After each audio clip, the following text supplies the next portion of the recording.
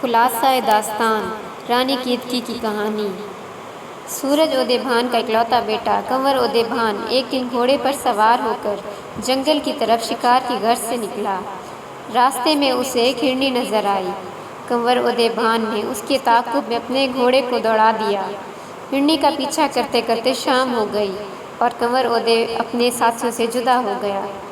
بھوک پیاس سے پریشان کنور ادھر ادھر گھومنے لگا۔ تھوڑی دور پر اسے آم کا ایک باغیچہ نظر آیا۔ جب وہ قریب پہنچا تو دیکھتا ہے کہ لڑکیوں کا ایک جھنڈ وہاں جھولا جھول رہا ہے۔ کنور کو دیکھ کر تمام لڑکیوں نے گھبراہٹ میں چلانا شروع کیا۔ شور سن کر رانی کیتکی بھی جو ان کے ساتھی تھی متوجہ ہوئی۔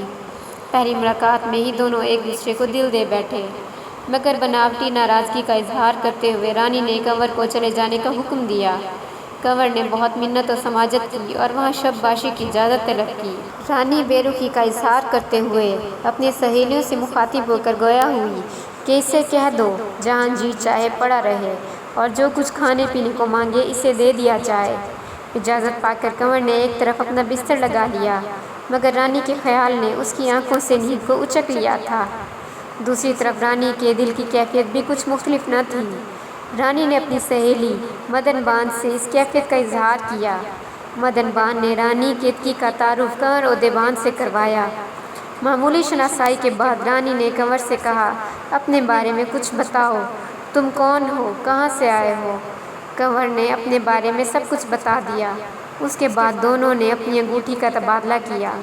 صبح کیتکی اپنی سہیلیوں کے ساتھ محل لوٹ گئی اور کنور ادے اپنے گھر لوٹ آیا۔ کیتکی سے جدا ہو کر کنور کی حالت دگرگوں ہونے لگی۔ کھانا پینا ترک کر کے ہمہ وقت اداس و رنجیدہ رہتا۔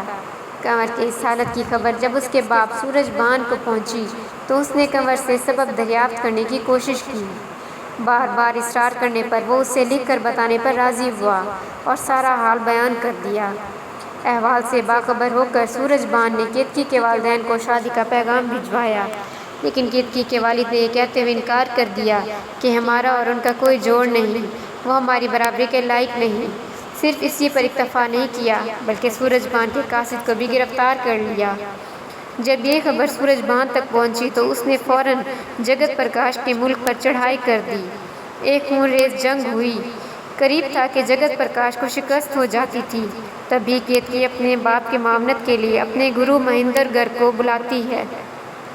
مہندر گر جادوگر کی مدد سے سورج بان، کنور ادے بان، لکشمی بان اور ان کے لشکر کو ہرن کی شکل میں تبدیل کر دیتا ہے۔ سورج بان کے لشکر کو بری طرح شکست ہوتی ہے۔ مہندر گر روانہ ہوتے وقت کیتکی کے باپ جگت پرکاش کو ایک بھوت دیتا ہے، جس کی یہ خاصیت ہوتی ہے کہ اس کو آنکھوں پر لگانے والا لوگوں کی نظر سے اوجھل ہو جاتا ہے، لیکن وہ سب کو دیکھ سکتا ہے۔ ادھر کنور ادے کی جدائی میں کیتکی ہمیشہ رنجیدہ و ملول رہتی ہے۔ ایک دن وہ آنکھوں میں بھوت لگا کر کنور کو تلاش کرنے جنگل کی طرف نکل جاتی ہے۔ کیتکی کی گمشدگی کی خبر پا کر اس کا باپ بہت پریشان ہوتا ہے۔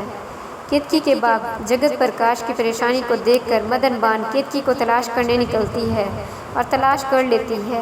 کیتکی کی اس حرکت سے ڈر کر جگت پرکاش مہندر گر اور راجا اندر کی مدد طلب کرتا ہے تاکہ کنور ادے اور اس کے ماں باپ کو تلاش کیا جائے۔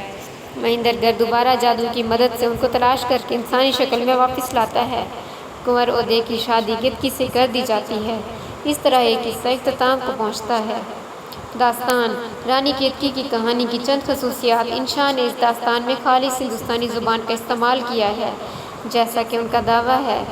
یہ وہ کہانی ہے جس میں ہندی چھٹ کسی اور بولی کا نہ میل ہے نہ پٹ۔ چند سطریں جو انشا نے مداح میں تحریر کی ملاحظہ فرمائیں۔ سر جھکا کر ناک رگڑتا ہوں اس بنانے والے کے سامنے جس نے ہم سب کو بنایا اور بعد میں وہ کر دکھایا جس کا بھید کسی نے پایا۔ مٹی کے باسن کو اتنی سکت کہاں جو اپنے قہار کی کرتب کچھ تاڑ سکے۔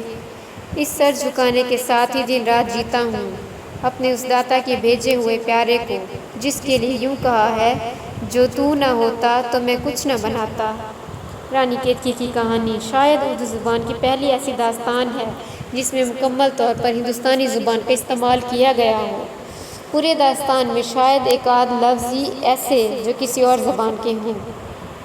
انشا نے قصے کا انتخاب بھی ایسا ہی کیا ہے جس سے ہندوستانی زبان کے استعمال میں کوئی دقت پیش نہ آئے۔ اسی وجہ سے قصے کا مرکز ہندوستان ہے اور اس میں ہندوستانی راجاؤں، مہارانی اور دیوی دیوتاؤں، ذات پات، اونچ نیچ کی باتیں جو ایک عرصے تک ہندوستان میں باقی رہیں کا ذکر ملتا ہے۔ کرداروں کے نام: نمبر 1، رانی کیتکی، کنور ادے بھان کی معشوقہ اور اس قصے کی ہیروئن۔